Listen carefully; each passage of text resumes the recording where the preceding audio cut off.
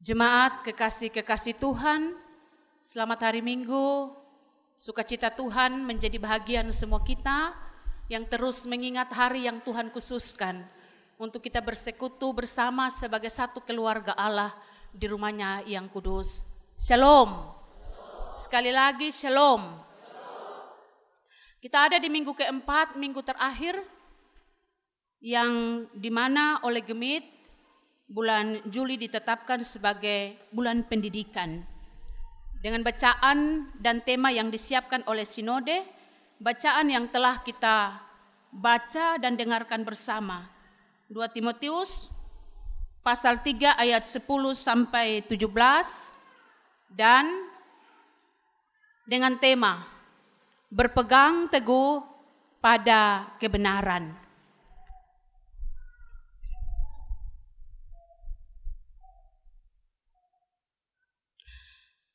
Dalam Alkitab tidak banyak informasi yang menulis tentang latar belakang kehidupan Timotius. Dia seorang anak muda, tetapi dalam kemudaan usianya dia menjadi teladan dalam pemberitaan Injil Tuhan. Sedikit yang diangkat secara biologis, ayahnya itu seorang Yunani. Entah siapa namanya, tidak dicatat. Ibunya itu seorang Yahudi yang telah menjadi percaya, Eunike. Hanya itu. Secara biologis dicatat demikian. Secara rohani, ia anak hasil pelayanan dari Paulus. Jadi Paulus adalah mentor atau pembimbing rohani dari Timotius, dan Timotius mendapat warisan pelayanan sebagai gembala jemaat di Efesus. Demikian Alkitab mencatat. Paulus menulis surat ini dengan maksud untuk meneguhkan Timotius supaya ia tetap menjadi hamba yang setia. Kenapa? Karena pelayanan Timotius diperhadapkan dalam kondisi yang berbahaya. Dia berhadapan dengan pengajaran sesat yang berkembang di tengah-tengah jemaat mula-mula. Dan kemudian ada pengikut-pengikut Kristus yang terjerat oleh pengajaran sesat sehingga berubah menjadi pengkhianat, meninggalkan iman kepada Tuhan. Mereka dikalahkan oleh kebenaran, yaitu firman Tuhan. Dan karena itu, Paulus mau berpesan kepada Timotius dalam kemudaannya itu. Tetap setia berpegang pada kebenaran yang telah dia yakini dan dia terima. 3 hal saya angkat untuk kita renungkan bersama sebagai bagian dari kebenaran firman Tuhan hari ini. Yang pertama, mari kita belajar dari teladan orang tua atau tokoh-tokoh Alkitab yang hidup dalam kebenaran. Mari kita belajar meneladani iman orang tua atau iman tokoh-tokoh Alkitab yang hidup dalam kebenaran. Alkitab mencatat dalam ayat yang ke-10, iman dari Timotius itu bertumbuh karena dia mengikuti ajaran Paulus, cara hidup Paulus, pendirian Paulus, iman, kesabaran, kasih, dan ketekunan dari Paulus. Dia lihat cara hidup Paulus, lalu itu menjadi satu dorongan, motivasi untuk dia kemudian mengambil keputusan hidup dalam Tuhan dan memberi diri untuk melayani. Jadi pengaruh yang ditimbulkan oleh seorang tokoh yang namanya Paulus itu punya kekuatan yang besar untuk menyelamatkan seorang muda bernama Timotius. Tetapi kalau kita mau lihat dalam pasal 1 ayat 5, ternyata iman itu sudah tumbuh ketika dia masih kecil. Yang menuntun dia, memberi hikmat untuk mengenal siapa itu Yesus Kristus. Dan 1 Timotius 2 pasal 1 ayat 5 bilang, itu dia lihat dari iman seorang mamanya, Eunike, dan iman neneknya, Lois. Jadi bukan Paulus orang pertama yang menjadi motivasi dorongan dia untuk memberi diri dan melayani Tuhan. Itu dia lihat dari iman, dan itu sudah tumbuh ketika dia kecil dengan melihat kehidupan iman mamanya Eunike dan neneknya Lois. Kenapa Bapak pun teladan iman tidak dicatat? Saya pikir ini pertanyaan renungan yang panjang untuk kita bapak-bapak. Karena pada saat itu mereka ada dalam zaman patriarki. Artinya kepemimpinan, pemegang kekuasaan didominasi oleh laki-laki. Segala sesuatu perempuan di belakang. Mampu juga di belakang. Tidak diperhitungkan. Segala bidang, sosial, agama, politik. Tapi kenapa dalam bacaan kita untuk keteladanan iman, Timotius hanya belajar dari mamanya Eunike dan neneknya Lois?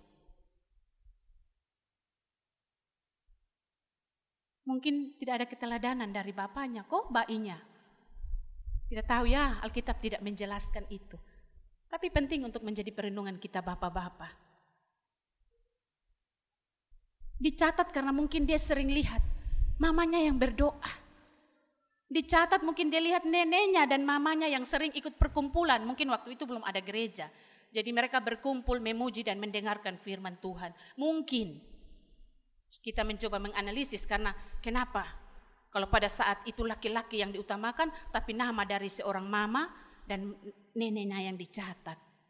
Saya pikir ini cukup harusnya mengganggu bapak-bapak. Karena kalau kita mau lihat keberhasilan, kebanggaan ketika disebutkan Mary Nenobais. Nenobais itu marga bapak. Mama saya Boy Mau tidak pernah disebutkan. Tapi kejatuhan saya pun, kemudian siapa anaknya? Siapa orang tuanya? Bapak Mesak Nenobais anak. Dia Mary Nenobais begitu. Jadi saya pikir ini firman Tuhan mau mengajak bapak-bapak untuk coba merenungkan lebih jauh. Sejauh mana peran kita dalam memberi teladan iman kepada anak-anak kita. Generasi penerus keluarga, gereja, masyarakat. Jangan tersinggung bapak-bapak Alkitab yang ada angkat itu. Jadi mama-mama juga jangan berbangga. Kalau kita belum seperti itu, kita mau supaya kita menjadi teladan iman bagi anak-anak. Dan kita juga sebagai bapak-bapak demikian. Ini pertanyaan yang cukup mengganggu kita harusnya. Teladan apa yang sudah kita berikan? Tidak hanya dalam keluarga, tetapi juga di dalam masyarakat, dalam kehidupan bergereja, dalam kehidupan tugas tanggung jawab kita di lingkungan bermain dan pekerjaan kita.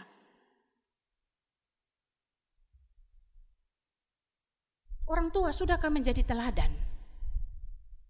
Anak-anak sudahkah meneladani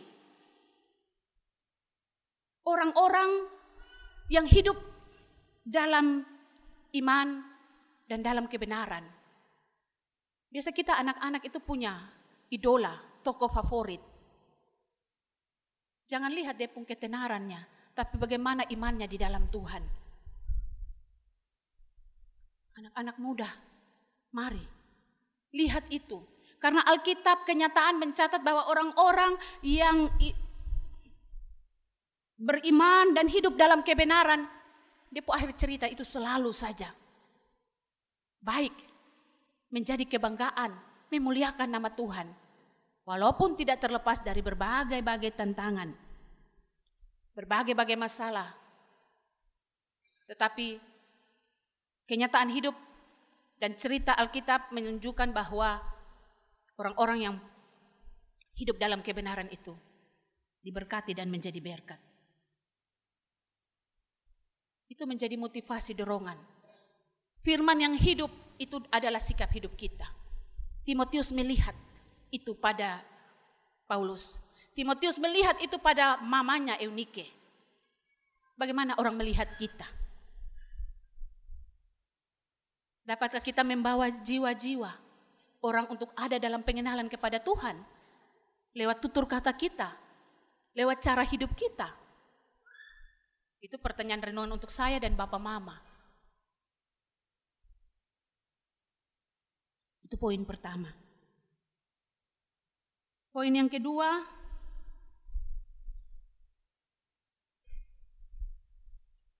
ketika kita bicara tentang berpegang teguh pada kebenaran, maka kita perlu ada dalam ketekunan untuk belajar dan mengenal kitab suci dengan benar. Karena kebenaran yang sejati itu adalah firman Tuhan. Dan kita dapat berpegang teguh ketika kita bertekun di dalamnya, ketika kita belajar tentang kebenaran itu. Ketika kita mau menggenggam erat kebenaran itu.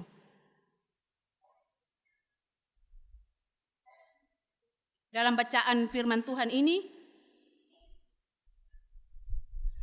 ayat 15 di situ dikatakan, kitab suci firman Tuhan itu memberi hikmat, menuntun kita kepada keselamatan. Firman Tuhan itu bermanfaat untuk ajar kita. Ajar, tahu mana yang baik, mana yang tidak baik. Mana yang tercela, mana yang membawa kita kepada kehancuran, mana yang tidak boleh. Firman Tuhan ajar kita. Jadi belajarlah pada firman Tuhan untuk hidup yang baik. Yang kedua, menyatakan kesalahan. Firman Tuhan ada untuk kasih tahu kita, aku salah. Saya kadang-kadang kalau siap firman Tuhan, lalu firman Tuhan kena saya mau silih. Atau saya harus omong. Karena itu datang menegur kita firman Tuhan. Menelanjangi seluruh keberadaan kita, kebobrokan kita, kejatuhan kita. Dan itulah tujuan firman Tuhan. Menyatakan kesalahan kita. Karena itu buka hati untuk ditegur oleh kebenaran firman Tuhan. Jangan tersinggung kalau firman Tuhan kena. Terlepas dari tujuan pelayan pergi untuk melayani, bilang datang omong kasih saya saja. Kalau memang itu memperbaiki kesalahan, puji Tuhan. Kadang-kadang kita manusia ya. Firman Tuhan untuk memperbaiki kelakuan. Tahu salah, nah berubah sudah. Jangan terus nyaman dengan dosa. Jangan terus merasa biasa-biasa saja dengan segala kecemaran-kecemaran yang kita buat. Harus tahu malu dengan diri, tahu malu dengan Tuhan. Kalau tidak tahu malu dengan manusia. Firman Tuhan mendidik orang dalam kebenaran. Dia kasih tahu kita salah, dia perbaiki kita pun kelakuan supaya kita ada dalam kebenaran. Kebenaran yang menyelamatkan kita. Dan kebenaran itu ada di dalam Yesus Kristus. Bapak, Mama, saudara-saudari yang terkasih, kita ada di zaman di mana perkembangan ilmu, pengetahuan dan teknologi informasi itu berkembang dengan pesat. Ada berbagai dampak positif. Ada juga bermacam-macam dampak negatif. Kita harus bisa menyaring hal-hal perkembangan teknologi yang merusak hidup kita. Tolak. Yang baik mari. Itu membantu, mempermudah hidup kita. Apalagi dengan kemajuan kecerdasan buatan. HP Android bisa mengakses segala sesuatu. Yang baik, yang jahat sekalipun. Apa saja yang kita mau, omong, ketik di situ, segala informasi muncul. Tetapi hati-hati, jangan sampai itu membawa kita pada kejatuhan. Ada informasi yang dikirim oleh Ketua Majelis Sinode periode yang lalu, Mama Mary Kolimon. Kalau ada grafik silakan ditampilkan. Bagaimana salah satu contoh kemajuan teknologi merusak kita manusia. Kita lihat di situ, Mama Mary meneruskan informasi ini bahwa beliau juga ada dalam menghadiri rapat koordinasi lintas kementerian dan lembaga. Jadi ada para menteri, ada para pemimpin-pemimpin lembaga. Dan data yang disajikan mengenai perkembangan judi online itu sudah sampai pada tahap kedaruratan, memprihatinkan. Kalau itu menunjukkan pemain judi online usia 10 sampai 20, 21 sampai 30, 30 sampai 50 dan lebih dari 50. Lalu data yang satu, ya, ini mau menunjukkan perkembangan judi dari tahun 2017, 2018, 2019, 2020, 21, 22 sampai dengan Mei 2024. Kita lihat kenaikan grafik yang begitu luar biasa. Dalam setahun 2023 ada 327,05 triliun yang habis untuk judi online. Lalu sampai Mei 2024 itu 101. Dan dampak itu juga besar dari judi online. Kemajuan teknologi yang kita tidak perlu lagi buka meja biliar atau buka bola guling. Duduk diam-diam pegang HP ju. Jangan sampai kita terjerumus dalam dosa. Dan dampaknya begitu luar biasa. Karena peta keluhan korban judi online itu ada terjerat dalam pinjaman online, manipulasi, tipu pidatang, lalu dipecat dari pekerjaan, lalu keluarga hancur, perceraian, dia curi, dia bunuh, putus sekolah, jatuh miskin, dan sebagainya. Itu satu yang diangkat daripada dampak negatif. Jika dampak positif, kita tekan informasi apa saja, kita dengan mudah bisa memperolehnya. Nah, Bapak Mama, saudara-saudari yang terkasih, karena itu mari kita tekun dalam pengenalan kitab suci yang benar, supaya kita mampu berpegang teguh pada kebenaran. Kalau firman Tuhan saat ini datang dan menegur kita, puji Tuhan untuk apa yang kita terima hari ini. Ini hal yang ketiga.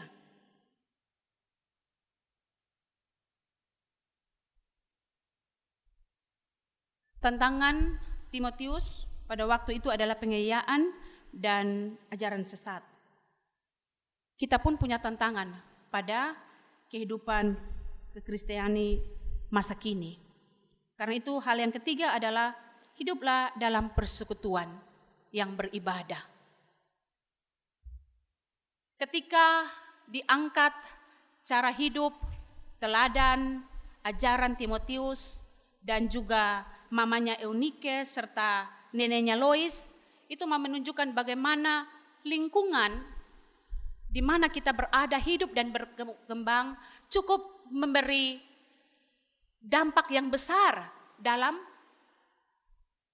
hancurnya atau baiknya kehidupan kita. Karena itu, poin ketiga ini mau mengajak kita untuk mari bawa diri dalam hidup persekutuan yang beribadah. Karena apa? Dalam persekutuan yang itu kita saling menguatkan, kita saling mengingatkan, kita saling menopang. Timotius memilih lingkungan pergaulan yang benar sehingga dia dapat menjadi alat yang dipakai oleh Tuhan. Kita punya kebebasan untuk memilih bergaul dengan siapa saja. Dan iman ini harus diperjuangkan. Meninggalkan kenikmatan-kenikmatan duniawi untuk ada dalam dan berpegang pada kebenaran firman Tuhan. Karena itu, puji Tuhan kalau kita semua dapat memberikan pilihan yang tepat ketika bunyi lonceng gereja hari Minggu berbunyi. Ketika ada dalam ibadah-ibadah persekutuan, baik sektor, kategorial, atau fungsional. Itu cara-cara yang sebenarnya Tuhan siapkan untuk kita bertumbuh secara iman dan kita belajar tentang kebenaran firman Tuhan dan hidup dari kebenaran firman Tuhan itu supaya kehidupan kita diberkati dan menjadi berkat. Memang tidak mudah. Tetapi selamat berjuang untuk terus berpegang pada kebenaran firman Tuhan. Tuhan Yesus memberkati kita sekalian. Amin.